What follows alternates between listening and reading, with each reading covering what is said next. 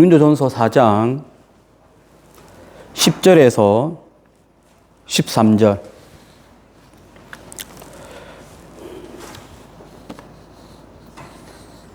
우리 다 같이 한 소리로 합독합니다. 고린도전서 4장 10절부터 13절까지의 말씀을 합독하겠습니다. 우리는 그리스도 때문에 어리석으나 너희는 그리스도 안에서 지혜롭고, 우리는 약하나 너희는 강하고, 너희는 존귀하나 우리는 비천하여, 바로 이 시각까지 우리가 줄이고 목마르며 헐벗고 매맞으며 정처가 없고, 또 수고하여 친히 손으로 일을 하며 모욕을 당한즉, 축복하고 박해를 받은즉, 참고 비방을 받은즉 곤면하니, 우리가 지금까지 세상의 더러운 것과 만물의 찌꺼기 같이 되었도다. 아멘. 자, 오늘 말씀을 통해서는 우리가 많은 사람들을 만나요. 예수 믿는 사람, 믿지 않는 사람, 교회 안에서 교회 밖에서 많은 사람들을 만나는데, 우리가 이런 사람들을 만날 때에 우리 신앙인으로서 기본적으로 가져야 될 자세, 이것이 어떠한 자세가 필요한지 오늘 말씀을 통해서 함께 은혜를 나누겠습니다. 먼저 우리가 이 말씀을 통해서 볼 때, 지금 사도 바울이 말하고 있는 대상자, 이 앞에 있는 대상자들이 너무 교만하고 있다는 것을 지적을 하고 있습니다. 우리 10절 말씀을 합독을 하겠습니다. 우리는 그리스도 때문에 어리석으나 너희는 그리스도 안에서 지혜롭고, 우리는 약하나 너희는 강하고, 너희는 존귀하나 우리는 비천하여. 지금 여기 보면 사도 바울이 뭐라고 하냐면, 우리는 어리석다. 근데 너희는 그리스도 안에서 참 지혜롭다. 우리는 약한데 너희는 강하다. 그리고 너희는 참 존귀하다. 그에 비해서 우리는 비천하다. 이렇게 말하는데, 이제 이 구절 액면 그대로 보면 너희는 참 지혜롭다. 너희는 참 강하다. 너희는 참 존귀하다. 이렇게 들리는데, 사실은 이게 반어법이에요. 이 반어법이라고 하는 것은 뭐냐 하면, 원래는 지혜롭지 않아요. 그런데 너희는 지혜롭다라고 말하는 것, 이게 반어법입니다. 정말 못난 사람이 있어요. 못난 자식이 될 수 있고 친구가 될 수 있고 많은 사람들 우리가 만날 때 진짜 못났는데 우리가 하는 말이 이런 표현 쓰잖아요. 그래, 너 잘났다. 이렇게 보통 우리가 말하는데, 그래, 너 잘났다라고 할 때 정말로 너가 잘났기 때문에 잘났다라고 표현하는 것이 아니고 반어법이죠. 너 참 못났다. 너 참 못됐다. 너 사람 그러면 안 돼. 그 말을 너는 그래 참 잘났다라고 반어법으로 반대되는 표현으로 이야기하듯이 여기도 똑같아요. 너희는 그리스도 안에서 지혜롭다. 너희는 강하다. 너희는 존귀하다. 실제는 안 그렇다는 거예요. 실제는 지혜롭지도 못하고 존귀하지도 못하고 강하지도 못하는데, 이제 반어법을 써서 이제 이런 표현을 하고 있습니다. 이 말이 무슨 말이냐면, 너희들이 너무 잘난 체 한다는 거예요. 진짜로. 너희는 그리스도 안에서 최고 지혜롭게 다니고 있는 거예요. 내 모든 걸 다 안다. 내 모든 것을 판단을 다 할 수 있고, 내 모르는 것이 없고, 그렇게 막 우쭐거리니까 사도 바울이 하는 말입니다. 그래, 너 그래 지혜 있다. 그 또 말합니다. 우리는 지지 않는다. 우리는 정말 강하다. 어디 가든지 이 힘을 내고 사람들을 압도하고, 그래, 너 잘났다. 너 강하다. 이렇게 표현을 하는 것이죠. 왜 이런 사람들이 이런 표현을 하느냐 하면, 당시에 고린도 지역에 있는 문화와 연관되어 있어요. 이때 이 고린도는 로마가 지배했던 도시이긴 한데 문화는 로마의 문화와 헬라의 문화가 같이 섞여 있어요. 같이 섞여 있는 이때에 많은 철학 사조들이 있었고 그때는 말을 잘하는 것이 잘난 사람이었거든요. 이것이 그대로 반영되었기 때문에 이 교회 안에서도 말 잘하고 교회 안에서도 내 강하고 이것을 막 사회에서 그러한 풍토가 그대로 교회에 들어와서 그렇게 얘기하는 거예요. 그러니까 사도 바울이 그런 얘기를 하는 거죠. 그래, 너 정말 지혜롭다. 사도 바울이 볼 때는 참 어이가 없지만 그래, 너네 말대로 참 지혜롭다. 참 너네 말대로 존귀하다. 그렇게 표현하는 것입니다. 여기서 우리가 배울 수 있는 교훈이 있어요. 처음 우리가 서두에 우리가 많은 사람들을 만나는데 만날 때에 어떠한 자세를 가져야 되는가.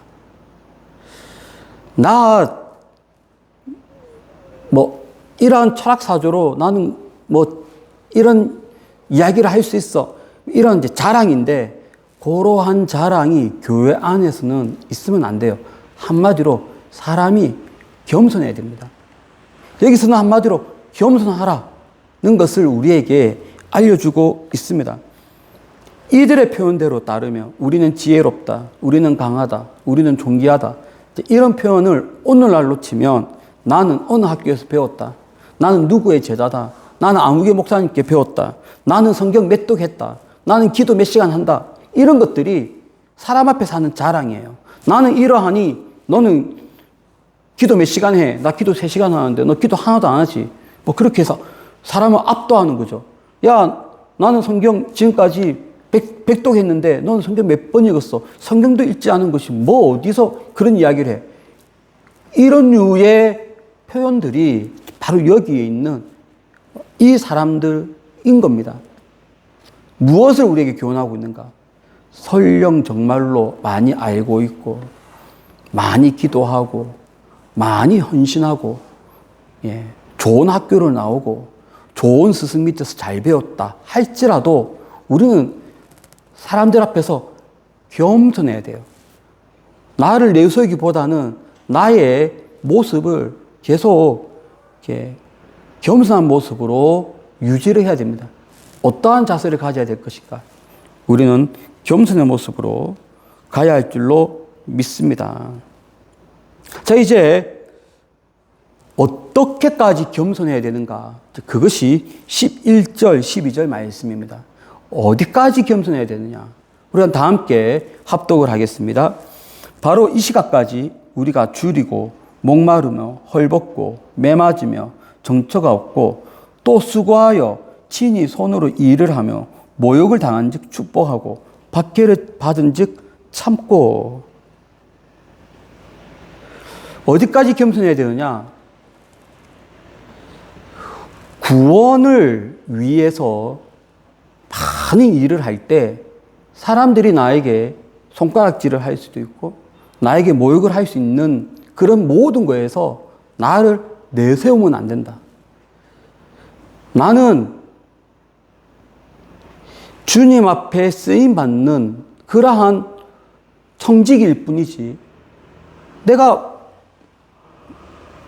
이 일을 한다고 사람들한테 나의 모습을 막 내세우고 사람들이 뭐라 하면 왜 그러냐고 대들고 그렇게 하지 말라는 거예요.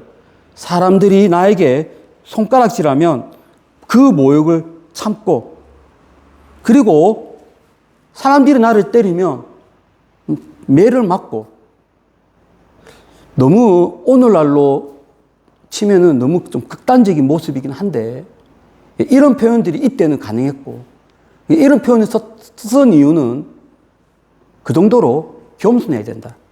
우리는 주님 말씀 앞에 겸손해야 된다. 라는 것을 말씀하고 있습니다. 그러나 우리가 이건 또 알아야 돼요. 모든 시간마다, 모든 상황마다 우리가 참아야 되느냐? 이건 또 아니에요. 참지 말아야 되는 순간도 있긴 해요. 우리가 이것을 예수님을 통해서 알 수 있는데 예수님은 구원과 관련되어서는 참으셨어요. 이 사람을 구원하기 위해서 어떠한 수모도 받으시고 이 사람을 치유하시고 우리 모든 사람들을 구원하시기 위해서 고난을 받으시고 십자가의 고통을 받으셨어요. 이것은 구원과 관련된 것인데, 그러나 정의와 관련된 것, 사회 정의, 하나님의 뜻을 거스리는 행위 앞에서는 예수님도 그 모욕을 참지 않고 함께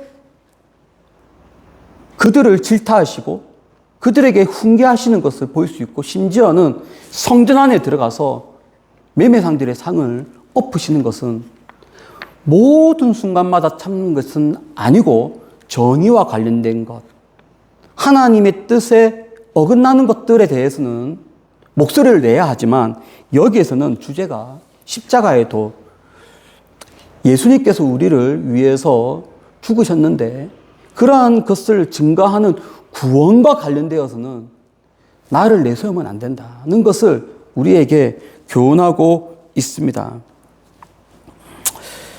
최고의 겸손의 표현입니다.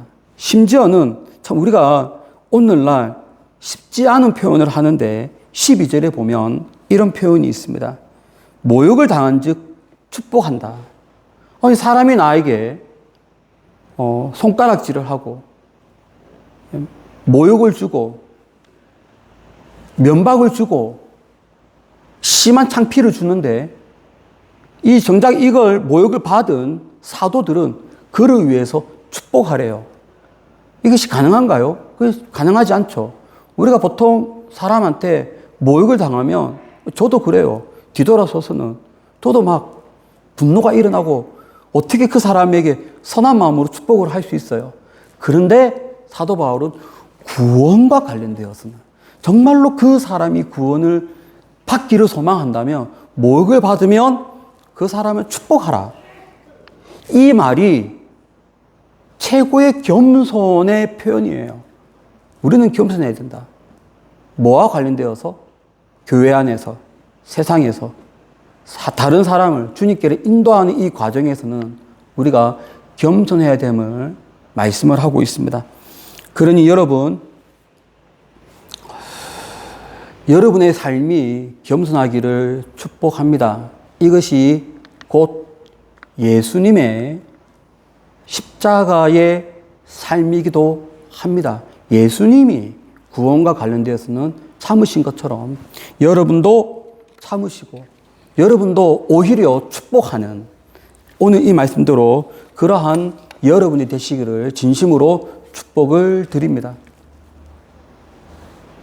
그런데 오늘 말씀은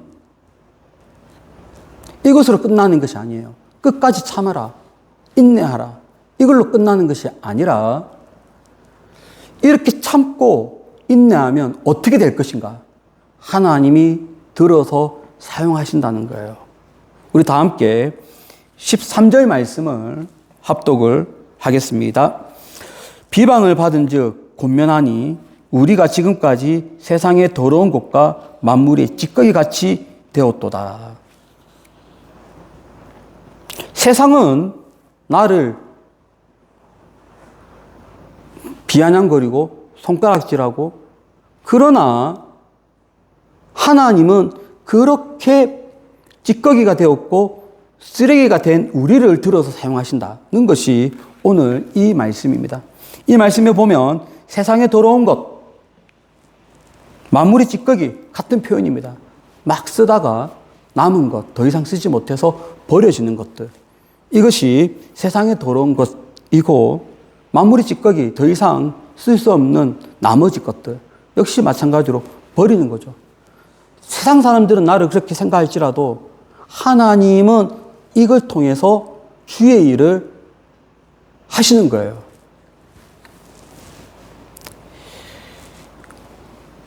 하나님이 사람을 사용하시는 방법, 교만한 사람을 하나님의 구원 사역을 위해서 사용하는 것이 아니라 겸손한 사람을 사용하신다는 것을 오늘 말씀을 통해서 알 수가 있습니다. 노아가 방주를 지었어요. 사람들이 손가락질합니다. 계속 손가락질합니다. 10년, 20년, 30년, 40년 계속 손가락질합니다. 그러나 하나님은 세상에 버림받은 그 노아를 들어서 사용하시는 거예요. 다윗이 그랬습니다. 다윗이 자기 형제들 중에서 실은 신앙적으로 제일 좋았지만 아버지도 그렇고 자기 형도 그렇고 다윗을 제일 비천하게 여겼어요. 그러나 하나님은 그런 다윗을 들어서 사용하시는 것을 볼 수가 있습니다. 여러분, 우리가 항상 겸손해야 되는 이유, 무슨 보상이 있느냐 할 때 하나님이 그런 사람을 들어서 사용하시는 거예요. 내가 사람들 앞에 겸손하여 하나님께 쓰임 받는 그러한 우리 구약시대 때의 노아, 다윗, 오늘날 그런 사람이 되어야 하지 않겠습니까? 오늘 받은 말씀대로 여러분의 모든 삶이 사람들 앞에 최대한 겸손하여 하나님께 귀하게 쓰임받는 복된 여러분의 삶이 되시기를 예수 이름으로 축원합니다. 기도하겠습니다. 은혜와 사랑이 풍성하신 하나님 아버지, 오늘 말씀 주신 것을 감사합니다. 사람들 앞에 겸손하여 결국 하나님께 쓰임받는 우리 모두가 되게 하여 주옵소서. 예수님의 거룩하신 이름으로 기도드립니다. 아멘.